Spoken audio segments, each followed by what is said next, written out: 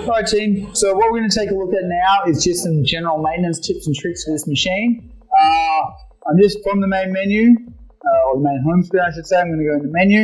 I've got this fourth column here, heading under maintenance. For most of what you want to do, we'll jump in. You've got troubleshooting, and if you can have a look at quite a few different things they have here, and it'll give you an explanation on what to do. One of the best features of the KGK is that it has a great troubleshooting and self-help menu. I'm going to run you through some of that now. Now I've got two different things here, head maintenance and main unit maintenance. Head maintenance is actually the print head itself. Main unit maintenance is actually inside the machine. So if I jump into main unit maintenance, I've got part names in the cabinet. And you see there's some really basic stuff in here and some really advanced stuff as well. And it guides you through the step-by-step process on how to do everything.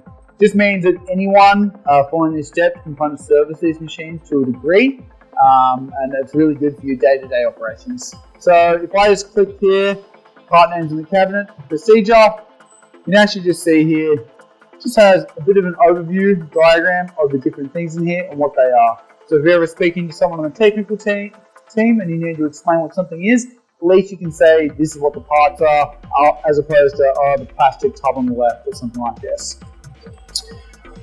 Other obvious ones up here, we'll have refilling ink, which is something you'll always be doing. You can jump in here and you can see or say to you, difficulty of the work, easy, time required 5 minutes, materials required, specified ink. And on the front here, it's actually got the exact ink you should be using on your machine, as well as the solvent you should be using. I'll just click the next arrow here, and it's actually going to show me refill the ink reservoir with the specified ink. It's showing me it's the one on the left, so I'll just be taking this cap off, and I'll actually just be topping it up.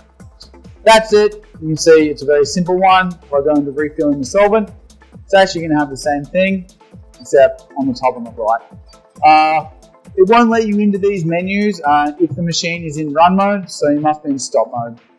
Now, other things that are very good that you will probably be needing to do on your day-to-day maintenance is cleaning the print head on a regular basis. I'm going to run you through that now. I will do it with this maintenance menu just so you can see how it works. This is something that you should be doing almost at the end of every day using the machine if you can. And I'll just give you a couple of little tricks and things to look out for. Let's get into it.